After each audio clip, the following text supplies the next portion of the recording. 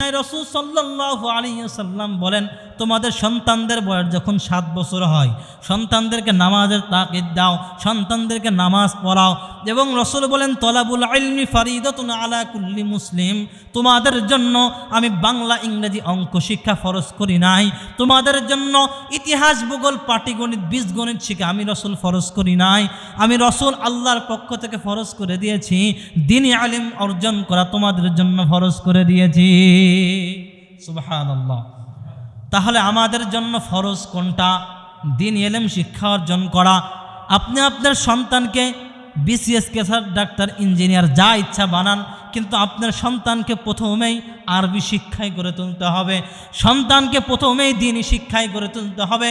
যেই সন্তান দ্বীনি শিক্ষায় গড়ে তুলবে না, সে কোনটা হালাল, কোনটা হারাম, কোনটা জায়েজ, কোনটা না জায়েজ, কোনটা মাকরু, কোনটা মাকরু তাহরিমি, কোনটা মাকরু তানজি, কোনটা মুবাহ, এইটা পৃথক করতে পারবে না। পৃথক করতে হলে বান্দাকে দ্বীনের ইলমের জ্ঞান থাকতে হবে। এই জন্য রাসূল সাল্লাল্লাহু আলাইহি ওয়াসাল্লাম বলেন, তালাবুল ইলমি ফারিদাতুন আলা কুল্লি মুসলিম, দ্বীনি ইলম শিক্ষা করা প্রত্যেক নর নারীর উপরে আল্লাহ ফরজ করে দিয়েছেন। আওয়াজ দিয়ে বলুন না সুবহানাল্লাহ। তাহলে আল্লাহ আমাদের উপর কোন জ্ঞান শিক্ষা ফরজ করেছেন? দ্বীনি ইলম শিক্ষা। শুধু তাই নাই, ইলমে দ্বীন শিক্ষার ফজিলতের কথা আল্লাহ তাআলা কোরআনের মধ্যে বলেন। আল্লাহ তাআলা কোরআনের মধ্যে ডাক দিয়ে বলেন, ইয়ারফাউল্লাহুল্লাযীনা আমানু মিনকুম ওয়াল্লাযীনা উতুল ইলমা দারাজাত। আল্লাহ তাআলা বলেন, যে ব্যক্তি দ্বীনি ইলম শিক্ষা অর্জন করলো, যে আমাকে খুশি করার জন্য আমার দ্বীন শিখলো, আমি আল্লাহ ওই ব্যক্তির সম্মান বাড়িয়ে দিলাম। আওয়াজ দিয়ে বলুন না সুবহানাল্লাহ। বর্তমান আমাদের দেশের যে অবস্থা, কোরআন এবং হাদিসের অনুযায়ী যদি আমাদের দেশ চলতো, তাহলে আমাদের সমাজের নেতারা আমাদের জায়গায় ইমামতি করত। কালকে এশার সলাতে একজন নেতা আমাদের মসজিদে নামাজ পড়ছিল, মাগরিবের নামাজ। তো আমার এই কথাটা কেন জানি বারবার করে এই কথাটাই মনে পড়ছিল, আজকে যদি কোরআন এবং হাদিসের রাষ্ট্র হতো, তাহলে আমার উচিত ছিল ওই ব্যক্তিকে সামনে দেয়া। কেননা সে নেতা, তার দায়িত্ব ছিল ইমামতি করা, তার দায়িত্ব ছিল কি? নেতা। আজকে আমি একটা ভিডিও দেখলাম যে আমাদের বাংলাদেশের ক্রিকেটের অলরাউন্ডার একজন, সেই ব্যক্তি এখন মাগুরা সদর মধ্যে সে নির্বাচন করছে। তো তিনি বিসমিল্লাহির রহমানির রহিমকে এমনভাবে পড়ছেন, বলছে বিসমিল্লাহির রহিম, মানে একটা ইসির সামনে একটা সমাবেশে তিনি উঠে বলে বিসমিল্লাহির রহিম। মানে এরা দিন থেকে, এরা কিন্তু বাংলাদেশের অলরাউন্ডার, ক্রিকেটের ভিতরে অলরাউন্ডার, সব দিকে অলরাউন্ডার, কিন্তু আসল জায়গায় তারা ধরা। কথা বলেন ঠিক না ঠিক? তার বাবা মা তারা কখনো হাত ধরে শিখাইছে হাত টিমা টিম, তারা মাঠে পরে ডিম, আমরা শিখছি গোড়ার ডিম, তাদেরকে এইগুলো শিখাইছে। তাদেরকে সূরা ফাতিহার সবক দেয় নাই, সূরা কাউসারের সবক দেওয়া নাই, তাদেরকে সূরা নাসের সবক দেয় নাই, তাদেরকে সূরা ফাতিহার সবক দেয় নাই। যদি সন্তানকে সূরা ফাতিহার সবক দিত, তাহলে বাংলাদেশের নেতারা আউযু বিল্লাহ বিসমিল্লাহ ঠিক করে পড়তো। দেখবেন সমাবেশের মধ্যে উঠে বলে আসসালামু আলাইকুম, বলে আউযু বিল্লাহি মিনাশ শাইতানির রাজিম, বিসমিল্লাহির রহমানির রহিম, এমনভাবে তেলাওয়াত করে, ওর তেলাওয়াত শোনাও গুণ। আওয়াজ দিয়ে বলেন আউযু বিল্লাহ। ও আউযু বিল্লাহ বিসমিল্লাহ পড়তে পারে না। ও একটা নেতা, ও কয় কি আউযু বিল্লাহি মিনাশ শাইতানির রাজিম। আরে বেটা আহাম্মক, রাজিম কি শব্দ? তো হবে রজিম। বিসমিল্লাহির রহমানির রহিম, তুমি কি বাংলা পড়তো না? ইয়ার কি মারতে আসছে যাবে, হবে বিসমিল্লাহির রহমানির রহিম। তোমার থেকে তো আমার 3 বছরের ছেলে যে মক্তবে যে পড়ে, সেও তো ভালো পড়ে। তোমার মধ্যে কোরআন হাদিসের জ্ঞান না থাকার কারণে আজ তুমি মানুষের টাকা মেরে খাচ্ছ, আজ মানুষের টাকা আত্মসাৎ করছো। তোমার মধ্যে আল্লাহর ভয় নেই, আখিরাতের ভয় নেই, জান্নাতের ভয় নেই, জাহান্নামের ভয় নেই। আওয়াজ দিয়ে বলুন ঠিক না ঠিক? তাহলে বোঝা গেল মুসলমান, আল্লাহ তাআলা বলেন ইয়ারফাউল্লাহুল্লাযীনা আমানু মিনকুম ওয়াল্লাযীনা উতুল ইলমা দারাজাত। আল্লাহ বলেন, তোমাদের মধ্যে যারা ঈমান এনেছে এবং যারা ইলমের বিদ্যা অর্জন করেছে, আমি আল্লাহ প্রমিস করলাম, আমি আল্লাহ ওই ব্যক্তির নিয়ামত বাড়ায়া দিলাম, ওই ব্যক্তির সম্মান আমি আল্লাহ বাড়ায়া দিলাম। তাহলে বলেন তো ভাই, এদিকে ফোকাস করেন, বাইরে না থাকাই। যা হয়ে যাই হোক, আল্লাহ তাআলা কোরআনের মধ্যে তাহলে আমাদেরকে জানিয়ে দিলেন, যে ব্যক্তি দ্বীনি ইলম শিক্ষা অর্জন করবে ওই ব্যক্তির সম্মান বাড়িয়ে দিবে কে? আওয়াজ দিয়ে বলেন, সম্মান বাড়ানোর মালিক কে? ওয়া তুইজ্জু মান তাশা ওয়া তুযিল্লু মান তাশা। আল্লাহ বলেন, দুনিয়ার সমস্ত মানুষ যদি চায় এই ব্যক্তিকে মেরে ফেলতে, আর আমি আল্লাহ যদি চাই এই ব্যক্তিকে জীবিত রাখতে, দুনিয়ার সারা মানুষ যদি তোমাকে মেরে ফেলার চক্রান্ত করে, তারপরেও তোমার একটা পশমের লোম ছিঁড়তে পারবে না। আবার যে বলুন না সুবহানাল্লাহ। তাহলে বাঁচার মালিক, রাখার মালিক কে? ওই আল্লাহ বলেন, যদি কেউ দ্বীনি ইলম অর্জন করে, শুধু দ্বীনের অর্জন করবে, আখিরাতের অর্জন করবে, ওই ব্যক্তিকে আমি সম্মান বাড়িয়ে দিব। আওয়াজ দিয়ে বলুন সুবহানাল্লাহ।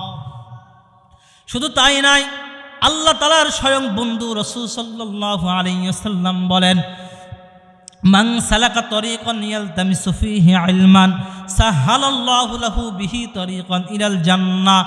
যে ব্যক্তি, রাসূল সাল্লাল্লাহু আলাইহি ওয়াসাল্লাম বলেন, যে ব্যক্তি দ্বীন অর্জন করার জন্য রাস্তায় বের হবে, আল্লাহ তাআলা ওই ব্যক্তির জন্য, ওই ছোট্ট সন্তানের জন্য আল্লাহ জান্নাতের দরজাকে খুলে দেবে। আওয়াজ দিয়ে বলুন না সুবহানাল্লাহ। পর্দার আড়ালের মা বোনেরা, তোমাদেরকে বলি, তুমিও তো মা, তুমিও তো আমার বোন, তোমাকে বলি, তোমার সন্তানকে যদি তুমি দ্বীনি শিক্ষায় করে তুলতে পারো, তোমার সন্তানকে তুমি দ্বীনের জন্য বের করবা, আল্লাহ রাস্তায় শুধু নিয়তটা করবা, জানুয়ারি মাস সন্তানকে আল্লাহ রাস্তায় ভর্তি করে দিব, সন্তানকে আলেম বানাবো, সন্তানকে মুফতি বানাবো, সন্তানকে মুহাদ্দিস বানাবো, এই শিক্ষা কেবলমাত্র অন্তরের মধ্যে নিয়ে আসছো। রাসূল বলেন, যদি কোনো বান্দা একটা ভালো কাজের নিয়ত করে, সাথে সাথে বান্দার একটা আমল নামায় সওয়াব লিপিবদ্ধ করে দেওয়া হয়। আওয়াজ দিয়ে জোরে জোরে বলুন না সুবহানাল্লাহ। তাহলে সন্তান শুধু মাদ্রাসায় ভর্তি করলেই এক নেকি হয়ে গেল, সন্তানকে মাদ্রাসার দিকে অগ্রসর করলে জান্নাত আল্লাহ খুলে দিলেন, জান্নাতের গেট আল্লাহ তাআলা খুলে দিলেন। আওয়াজ দিয়ে বলুন না সুবহানাল্লাহ। শুধু তাই নয়, রাসূল সাল্লাল্লাহু আলাইহি ওয়াসাল্লাম আরও বলেন, ওয়া ইন্নাল মালাইকাতা লা তাদউ আজরিহাতাহা রিদান লিতালিবিল ইলম। রাসূল সাল্লাল্লাহু আলাইহি ওয়াসাল্লাম, এখন যে হাদিসটা আমি আপনাদের সামনে উচ্চারণ করব, এটা সব থেকে গুরুত্বপূর্ণ এবং মহাব্বতের হাদিস। রাসূল বলেন, যেই সন্তান দ্বীন অর্জন করার জন্য আল্লাহ রাস্তায় বের হয়, ফেরেশতারা তাদের সম্মানের জন্য তার নূরের পর বিছায়া দেয়। আওয়াজ দিয়ে বলুন সুবহানাল্লাহ। বলেন তো, এই সম্মানটা কি দুনিয়ার স্কুল কলেজ ভার্সিটি পড়ার জন্য, নাকি শুধুমাত্র মাদ্রাসায় যাওয়ার জন্য? এই কথাকার রাসূল সাল্লাল্লাহু আলাইহি ওয়াসাল্লাম বলেন, যদি কোনো সন্তান মাদ্রাসায় যায়, দ্বীন শিক্ষার জন্য ঘর হতে বের হয়, ফেরেশতারা তাদেরকে রেসপেক্ট করে, ফেরেশতা তাদের সম্মান করে, সম্মানের জন্য তাদের নূরের পর ওই সমস্ত ছাত্রদের পায়ের নিচে বিছায়া দেয়। এর থেকে আর কত সম্মান হতে পারে? আল্লাহ রাসূল চাইলে কিন্তু স্কুল ভার্সিটি ছাত্রদের কথা বলতে পারতেন, কিন্তু বলেন নাই। কেননা স্কুল ভার্সিটিতে পড়ে অনেকে নাস্তিকতা অবলম্বন করে, আবার অনেকে ভালোও হয়। আমি যে সবাইকে খারাপ বলবো এমন না, কিন্তু সর্বপ্রথম আপনার সন্তান আপনার কাছ থেকে দ্বীনি শিক্ষায় করে তুলবে। আপনি এতদিন পর্যন্ত হয়তো আপনার সময় এত মাদ্রাসা ছিল না, এত শিক্ষা ব্যবস্থা ছিল না, আপনি হয়তো মাদ্রাসায় না পড়তে পারেন, আপনার সন্তানকে মাদ্রাসায় ভর্তি করে দেন। সন্তানকে যদি না ভর্তি করতে পারেন, আপনার নাতির ছেলেকে মাদ্রাসায় ভর্তি করে দেন, অথবা আপনার আদরের টুকরা মেয়েকে মাদ্রাসায় ভর্তি করে দেন, তাহলে বোঝা যাবে যে আপনার মধ্যে আল্লাহর ভয় এবং নবীর মহাব্বত আপনার অন্তরে আছে। কথা বলেন ঠিক না বেঠি? তাহলে রাসূল সাল্লাল্লাহু আলাইহি ওয়াসাল্লাম জানিয়ে দিলেন, সন্তান ইলম শিক্ষার জন্য ঘর হতে বের হলেই সন্তানের পায়ের নিচে ফেরেশতারা নূরের পর বিছাইয়া দেয়। শুধু তাই নয়, রাসূল সাল্লাল্লাহু আলাইহি ওয়াসাল্লাম অন্য এক জায়গায় বলেন, ওয়াইন্নাল আলিমা লা ইস্তাগফিরু লাহু মান ফিস সামাওয়াতি ওয়া মান ফিল আরদ। আসমান এবং জমিনের মধ্যে যত মাখলুক আছে, যেই সন্তান দ্বীন শিক্ষা অর্জন করে, মাদ্রাসায় পড়ালেখা করে, ওই সন্তানের জন্য আসমান এবং জমিনের মধ্যে যত মাখলুক আছে, সমস্ত মাখলুক ওই আসমানি অর্থাৎ ওই মাদ্রাসার ছাত্রের জন্য সমস্ত মাখলুক দোয়া করতে থাকে। আওয়াজ দিয়ে বলুন না সুবহানাল্লাহ।